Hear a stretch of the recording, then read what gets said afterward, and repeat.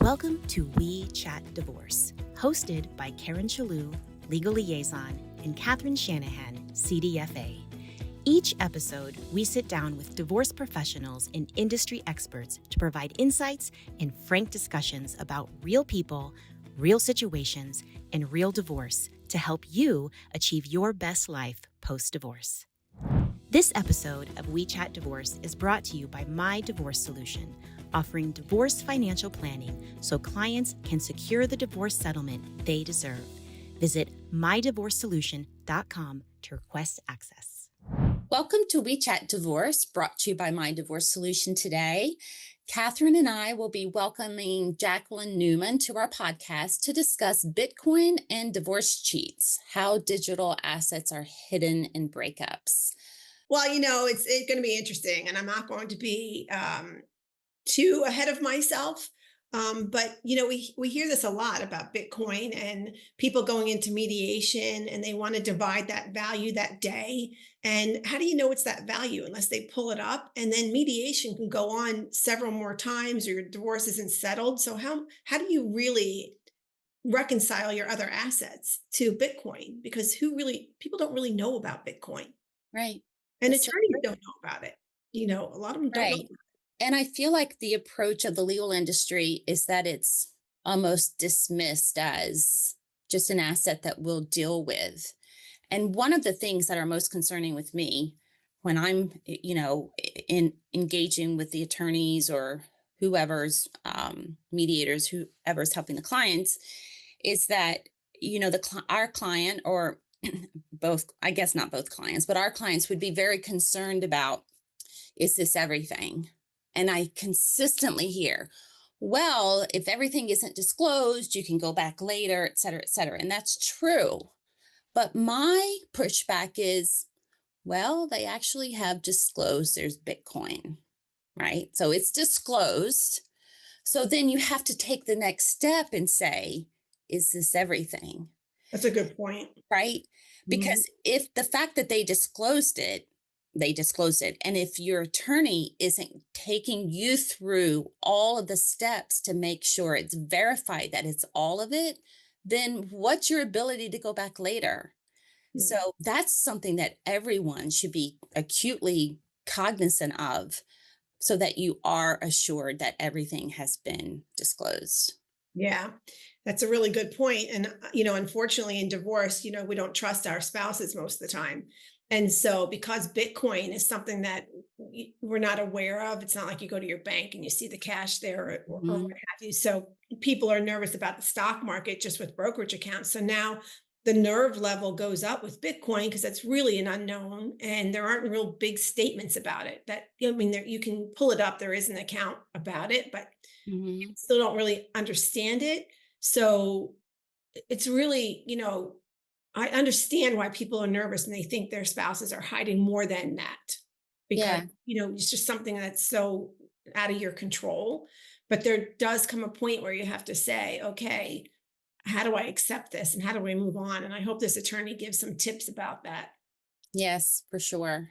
Because, it may seem like another asset, but that's as long as you're aware that there are steps to take to make sure you draw a line under it and feel confident that you've done everything you can to assure the valuation of it.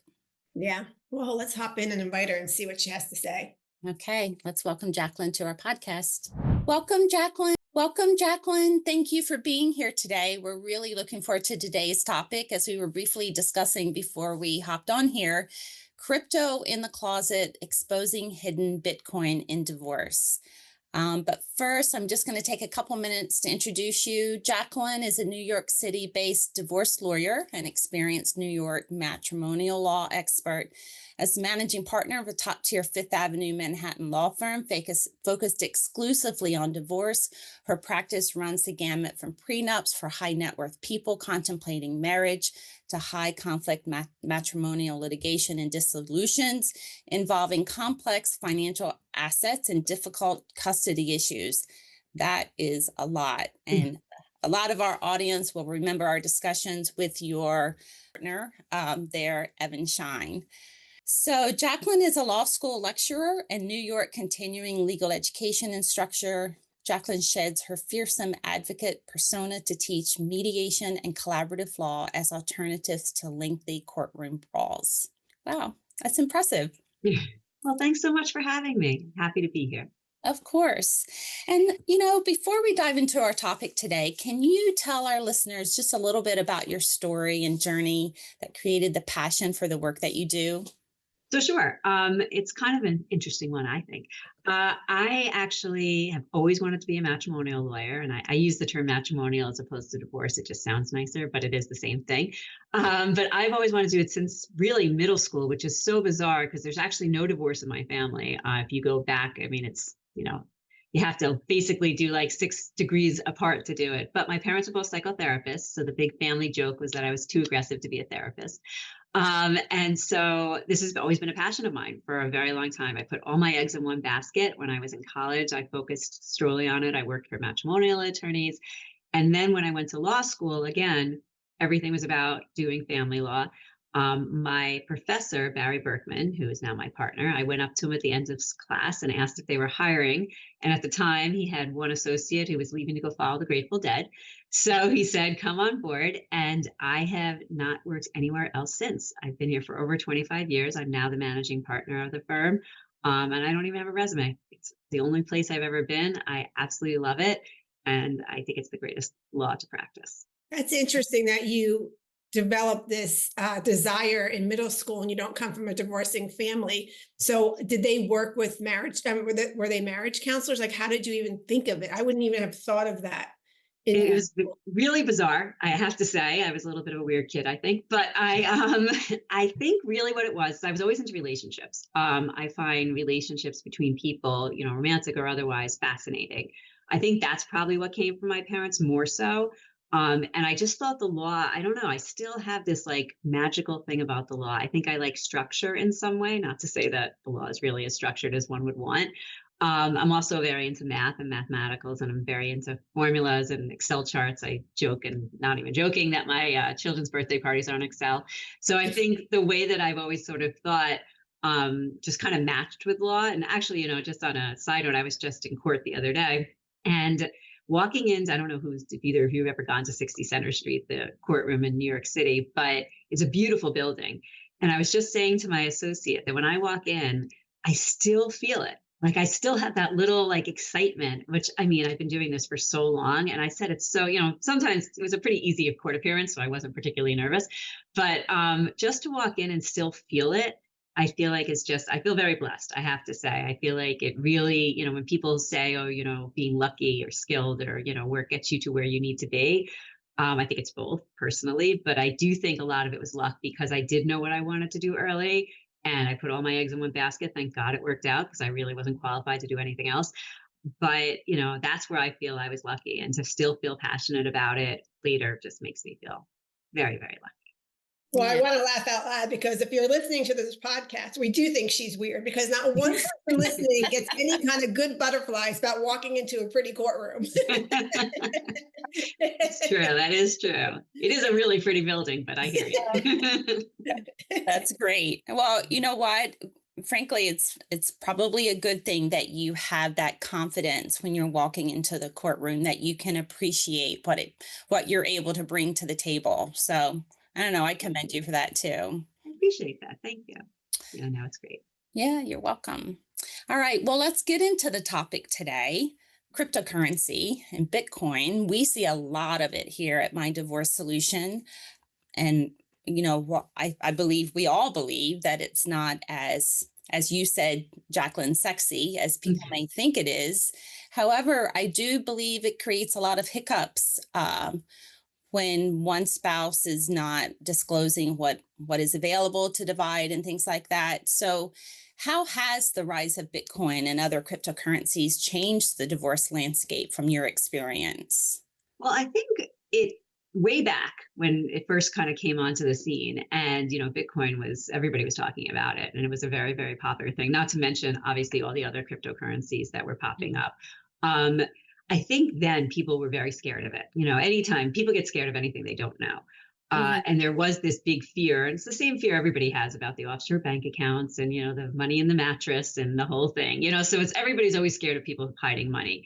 I will say what I think really what Bitcoin or just any cryptocurrency did, at least in the beginning, was it did give you the feeling that you could hide money in it. However, really, when it comes down to it, and this is something I would tell a lot of my clients who, when they first heard the word, they, no one was as much into the offshore bank accounts. Everyone's like, oh, it's crypto. I was like, let's slow it down, because the fact is, even if someone bought crypto, the money still had to have come from somewhere.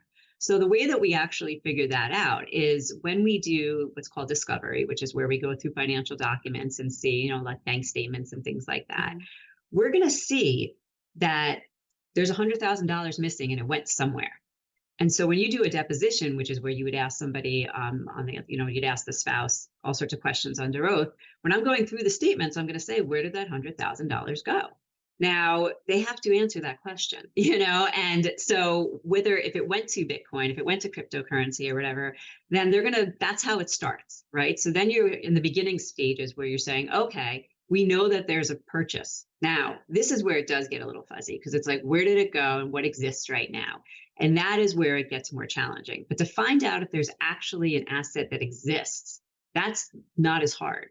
But I will say that is the problem is that if you had a 401k or if you had just money sitting in a securities account, you can see it very clearly and you know what the value is. When you're dealing with cryptocurrency, as it could, it's hard to trace. It's hard to see exactly what it's worth at that time. Not to mention the fact, obviously, you are dealing with an asset that has a lot of ups and downs. So that's always challenging in any type of asset to that effect. I will say I had a very big Bitcoin case years ago. And this was a gentleman who, he had, I think, close to 50 million at one point, and then it went down to like 20 million. But he was not diversified. He was all in. And what was interesting about him, and I find this just an interesting thing about cryptocurrency. So he had gotten in back when, people were having parties. That's how this sort of, I don't want to say it started, but, people would have these crypto parties where there would be all different types of coins. And, they would do this as a trade. And, this was, again, when Bitcoin was like basically nothing.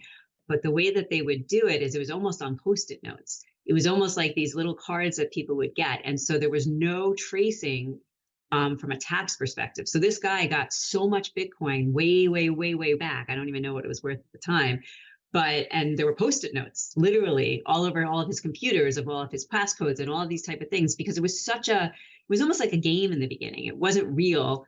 And there was no real value to it. And so it was just for people that were just incredibly interested in this type of currency.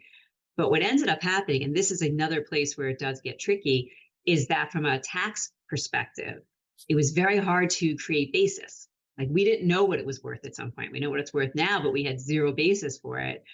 Because we have no idea. First of all, he got at parties. And even when he ultimately, and then there was a universe that created of people that were into this. And so that is where I find that crypto becomes very challenging. And there are expert accountants that are crypto accountants that will try to figure this out for you. But I will say specifically in my case, he ultimately ended up having huge losses, but at one point he had enormous gains, but we had no idea what the gains were.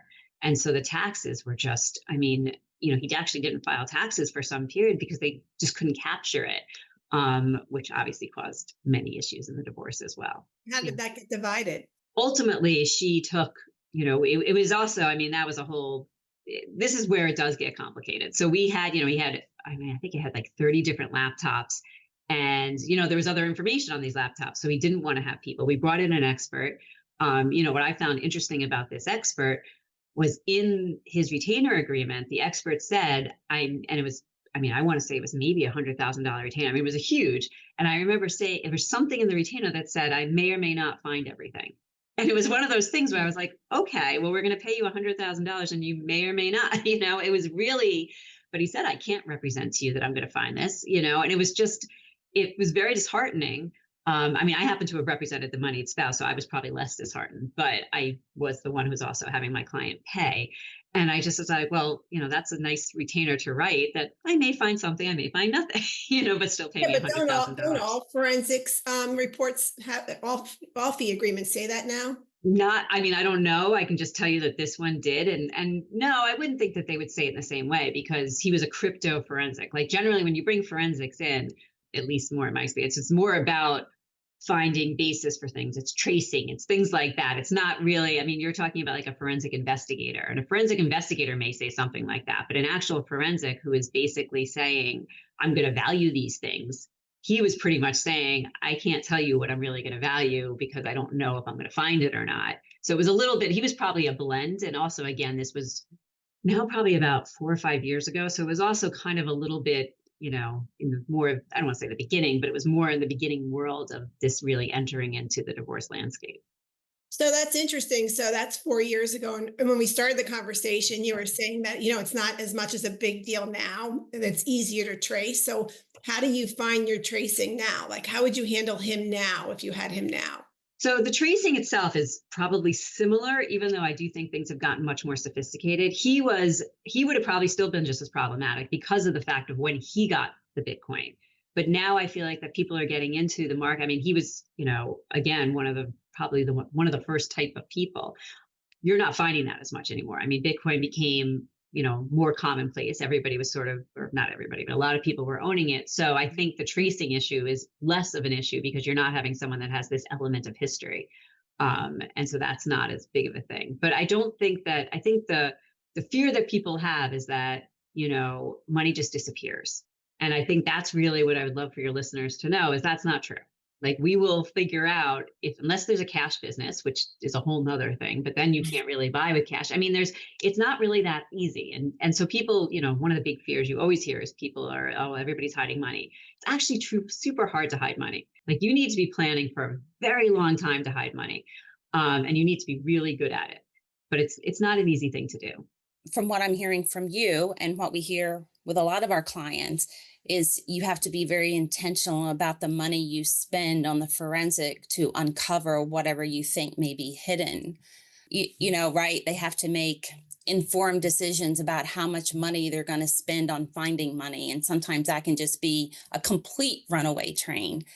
We have this one case that I can recall where it was a known asset, I guess, all the crypto holdings, and the spouse provided a wallet. And so it came in, it was valued, that was fine. And then, I said, well, did he verify that this was all of the wallets? Is it all of the holdings? Well, no. And to get that verification that this is everything has been the real challenge. Not that it wasn't disclosed, but did you disclose it all? And I think a lot of people will just conclude that this is all if one holding or one wallet is disclosed. So I know every state is different, but is that something that's also kind of underscored when financial discovery is being produced to make sure everything has been disclosed or that they verify it ahead of trial? I know a lot of attorneys say, oh, they have to verify at trial, but you can't really value it late Well, in so the you would game. verify it before that. I mean, so it's really the same as any other assets. Like, so people will do sworn statements of net worth where they have to list all their assets. If someone doesn't list something and you were able to find it after the fact, then they've committed, that's an act of perjury because these are sworn statements. So it really is the same thing as anything else. I kind of looked at crypto, at least then and still now, it's kind of cash. It's the same idea. Like you don't know if somebody says I have a safe and I have, $60,000 in it, you don't know if they really have cash somewhere else. I mean, the difference I think between the crypto and the cash element is that crypto is harder to value, but cash, obviously, what cash, well, sort of know what cash is worth, but conceptually speaking, you do. So that's really, I think, the only difference. Like, but at the end of the day, if someone's going to lie, they're going to lie, and then it's just a question of you trying to figure out, if they're lying and if they are to prove it. But I don't see it as actually all that different. I think it just feels different because it's kind of just out there and, it's in the sky somewhere. Yeah. So on the valuation piece, Jacqueline, do you find that sometimes it's better to just divide, I guess you call it the coins themselves versus dividing by value, because what the value is today could be very different tomorrow and next week and so forth? What do you feel is the best way when that's occurring? So I am we call it dividing in kind. And I would prefer to divide in kind in most situations. The case I was referring to, he really wanted to do the buyout. Like he wanted to buy her out because he believed in it so much, which ultimately would have been a disaster because it ended up, tanking pretty badly. But you do get these believers, and you get these people, like he truly believed that, and he's a brilliant man, and he truly believed that there would be no cash at some day, like the current currency would be gone, and this would be the only way that people would be paying for things. So, and he had so much success, up to a certain point. And I mean, anyone would measure the fact that he had success, considering it was a party, and he still, he got these little slips of note paper, and then he still ended up, he was at 50. At one point he was at 20. So, but it's still, I would say, a successful party that he went to. So I would say that, I would like to divide in kind. I'm probably a little bit more conservative, and I feel like everybody should take the highs and the lows of whatever it is that you're doing. That said, when you have people that, again, are believers, they're going to want to do it. And this, again, I think is more of a judgment for any type of asset. You can have people that would want a home that, for them emotionally, it's an important thing to have, yet financially may not be a smart thing. And, there's market, and you could say it about, this comes up a lot with private equity investments, hard to ascertain the value of, but some people feel passionate about it and they believe in it. So they want to take it, even if the value is going to be somewhat unknown, and they may overpay for it or they may underpay for it. We just don't know. So many assets are just unable to be valued. And I put that in there, but I prefer to value things, and to divide in kind, just so everybody takes the same highs and lows. Yeah. So if anyone in our audience would be suspecting that Bitcoin may be a part of their marital estate, what would be some indicators they could look for? I know you said $100,000 going somewhere, but is there anything else that would trigger, that maybe there is some cryptocurrency wallets out there? I mean, again, I think if somebody has interest in it, I think that the odds of them having probably crypto versus cash is going to be higher if you have somebody who's, takes a large interest in those type of assets. Beyond that, again, I think you have to think of it as like cash. You really have to, in your mind, think, what are the odds of somebody having cash in the house that you don't know about? And again, a lot of it also depends on what type of business somebody's in. If somebody owns a restaurant or a dry cleaner, then you might be screwed. Like at the end of the day, that may happen. But if you have someone who's a W-2 employee and, all income is traceable, then it's a question of where did it go? And that's something I would be looking for. I'd be looking for holes, big withdrawals, or maybe not even big withdrawals, just unknown withdrawals, I'd say, in the bank account. I find people, very often, men and women, by the way, are what I call in the financial dark, and they really allow the other spouse to be fully in charge of the finances. And then they take different roles in the marriage. And so, my advice to people is if they're suspecting something, they should be paying attention to the finances, and they should make themselves educated about their finances so they can actually know what they're looking for, as opposed to people, speculate and get panicky, which I understand. But education is the most important way for somebody to, lower the panic levels and actually see what's going on. Yeah, that's what we do. That's our process. The MDS method is to get financially informed, get prepared so that you can work with your attorney to chase what you should be chasing and what you shouldn't be chasing. It's interesting that you said earlier, and I don't know if we were on camera or off camera, that you don't feel crypto coming. You feel like it's kind of dissipated a bit, like you don't have it much in divorce cases, because I feel like everyone thinks their spouse has crypto. Mhm. And, again, it's because, financially, we're totally comfortable here at MDS. We know what all the financials are, right? But for most people, they don't. So just the word, it's still in the news all the time, in the financial world, the financial markets, it's talked about all the time still. So I'm wondering why you see a turn of it not being so included, or people just forgetting, like just saying, okay, we don't care about it in your viewpoint, or what do I you? would definitely not say they don't care about it. I think that there was just a time that it was super, super sexy. There was a time that it was new. There was a time that everybody wanted to get in. They just saw it as, the future. And so I think that people were just so fascinated by it that it was a constant talk, at least again in my industry. People were taking their cash and they were investing it in crypto. I mean, that was what was going on. Now I see it. I think it's just, it's less sexy. I mean, that's what it comes down to. It's the same, people may still be investing in it, but nobody's talking about, AT&T stock, like that's not exciting. So I think it almost is like, I don't want to say it's as boring as that, but it's, it's just not something that people are as excited about. So it may be an asset. We definitely still ask people, do you have crypto? But I don't think that, I feel like it's just kind of become an asset like anything else. I think it's just become more commonplace, which is why it probably feels less sexy. And to be honest, as I said, it is easier to trace. And the people that have gotten into it more recently define as you will, it's even easier to trace than it is for people that were the beginners that really just didn't know what they were getting themselves into.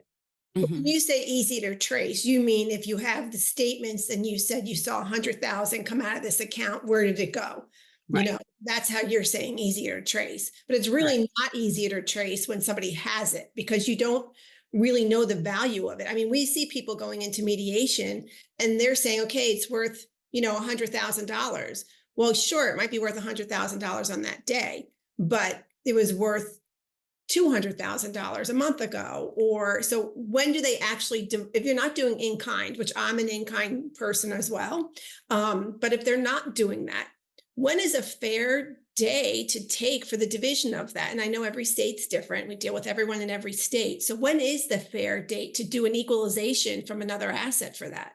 So it's a good question. In New York, I can say that we value assets as of the date of commencement. So the day you start your divorce action, or if you're in a mediation or collaborative law and you do what's called the cutoff agreement. So that is the date that you would value it. Now, that doesn't necessarily mean it's the date you distribute it. And then again, I don't know how much we want to get into the weeds on this, but from a New York perspective, if you are actively managing your account, then ultimately it could be you would value it as of the date of commencement. So let's take it for that. But if you weren't actively managing it, it was passive. So let's say you had bought Bitcoin, let's say it's sitting in, an account in a wallet somewhere, and then you do nothing else. You don't touch it. And you have the date of commencement is May 1st, and then you actually say sign your agreement or have a date of distribution of June 15th. If you've done nothing, then you should value it as of the date of June 15th. Again, this would be when a date of distribution. If you are going to, usually an agreement will specify what we're going to do as a value date. And again, more often than not, I would say it's the date of commencement. But if it's pure market forces that are either bringing it up or down, you're going to have the argument that it should be as of whatever the date of distribution is. So I know that's not a clear answer, but that's sort of how we do it. Yeah, I know. It's so complicated in the financial world because you want to balance it out with other accounts and of course it's like any other investment, the value goes up and down. Everyone wants to change their numbers all of a sudden. Right. Yeah. Well, that's exactly the point. Move the money or move the coins as well. I see more of that going on because, some of the companies have gone bankrupt and so forth. It can be, that piece of it can be very challenging, but yeah. Well, but you can get the statements of the accounts. That's the other thing. So, you can ask for all of that to see all the tracing of what everybody's, where everything's going. Yeah. So I just don't think it's as mysterious. I think the valuation is absolutely an issue. But to Catherine's point, that's an issue with almost every asset. Things don't generally stay static. Do you believe that the cryptocurrency forensics are more expensive?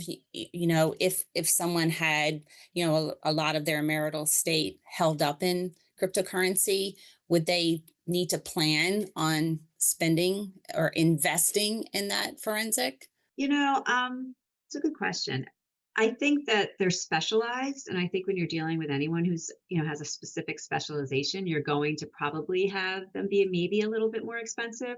But again, I don't find that as much now as I think I did. I will say from a tax, if you're hiring an accountant to try to figure out the basis, in a crypto situation that really doesn't have one, I can imagine that person would be much more expensive than, a typical accountant. Yeah. Have you come across any cases where people are taking crypto as part of their income? When you say taking, I don't know if I understand. There are a couple of athletes who took their agreements, Oh, their contracts, I should say, and their pay is crypto. Some of it is crypto. I have not had that personally. And I deal a lot with business owners and I deal a lot in the financial industry. So I have not had people that have been that risky, and that creative with it. But yeah, but even if they did that, I would still value it at whatever the value was upon the receipt. So Yeah. I'd see it the same as like taking, shares in a company. Some people get paid in, RSUs. And so in that sort of circumstance, I really see it as very, very similar to other assets. So I think that's why it's not, I keep using the word sexy, but it's like, that's why it's not as like in that world, because of the fact that it really can be comparable. But I think one of the reasons it was so, attention seeking in the beginning is it was so unknown and it felt so scary. But again, I have clients now that are back to saying they've got, offshore accounts. We're back to that again. So I don't hear as much about the crypto in the same way. Yeah. Well, with that in mind, how do you find an offshore account? So again, you can figure out, assuming that you're in a situation where you can look at some sort of bank statement of some sort or company statements or things like that, you're still going to figure out that some money went somewhere. So it's a question of where it went. And then beyond that, if you have somebody who has a very sophisticated financial picture, and or somebody who's in cash or any of those sort of things, we hire forensics investigators. That would be people that would go to all sorts of places, and I can tell you they're very expensive. But there are times that we do that, and to try to find stuff that we don't have direct access to. Mm-hmm. Yeah. Well, I commend you on your knowledge of cryptocurrency, Jacqueline, because a high percentage of our clients hire attorneys who have little to no knowledge of it, and it becomes a dismissed asset. They don't want to talk about it. They don't want to do anything but put it on a sheet and hope for the best. So I feel like a lot of people going through a divorce find this topic to be very challenging, very relative to their attorney's ability to adopt it in the way that you're saying it can be adopted. So I do commend you for taking the responsibility of learning these various types of assets and how they play into the division of marital assets. Thank you very much. I appreciate that. Well, with that being said, what would be the top 3 things you would advise somebody to ask for to prove this in court, or for you that you would need? Again, I feel like I'm saying it a lot, but of bank statements, you want to see where the money went. So that would be number 1. Number 2, I guess, is, sworn statements to whatever they'll be worth, because obviously if you can find things after the fact, that would be a meaningful discovery. And then beyond that, I think that, I would propose dividing in kind. To me, that is the other thing that I think, and then somebody has to become financially sophisticated to understand the asset that they're, obtaining. But that same thing when you're doing private equity, same thing when you're doing anything. I think, if we can take kind of the fear and the mystery out of it and kind of look at it as just another asset that needs to be dealt with the same way you deal with a checking account, I think that people will be more open to being involved in it, and just, again, not see it as scary, because as I see it, it's just another asset. Okay. So if you're listening, I like that as a summary. Don't be so afraid of the crypto. We always talk here at MDS also about transferring shares in kind. I think that's a really good piece of advice there. So instead of getting caught up of the back and forth and the minutia of the whole argument, just say, fine, I'll transfer all the coins in kind. And then that settles it. Then you reap the benefit of the growth or the loss of it. But get that sworn affidavit. That's the only proof you can really have, and know that you can go back to court afterwards if you find out that there has been something that he did not or she did not disclose. So make sure your attorney asks for these 3 things. I like that a lot. Or you could tell our audience how they can find you. So I could be found at my law firm, Berkman, Bottger, Newman, and Schein. The website is Berkbot, which sounds a little funny, but it's B as in boy, E as in Edward, R as in Robert, K as in kite, B as in boy, O as in octopus, T as in Tom.com. That's great. I love that. Well, thank you again, and thank you to our listeners for joining us today. If you found this episode helpful, please like, subscribe, and share it with anyone navigating divorce. It may be just what they need to hear right now. And we'd love to hear from you. If you have a divorce-related question or a topic you'd like us to explore in a future episode, email us at wechat@ck11.net. For more resources to guide you through your divorce journey, visit mydivorcesolution.com. From personalized financial planning to expert insights and community support, we're here to empower you with knowledge and financial clarity. Remember, knowledge is power, and you are stronger than you think. This concludes this episode. Thank you, Jacqueline, for a great conversation. Thanks for having me. Thanks for joining us on another episode of We Chat Divorce. We hope this episode was informative and supportive on your divorce journey. If you're looking for more support for navigating divorce with confidence and clarity, head over to mydivorcesolution.com for more podcast episodes, divorce events, and resources for your divorce. We'll see you back here for our next episode.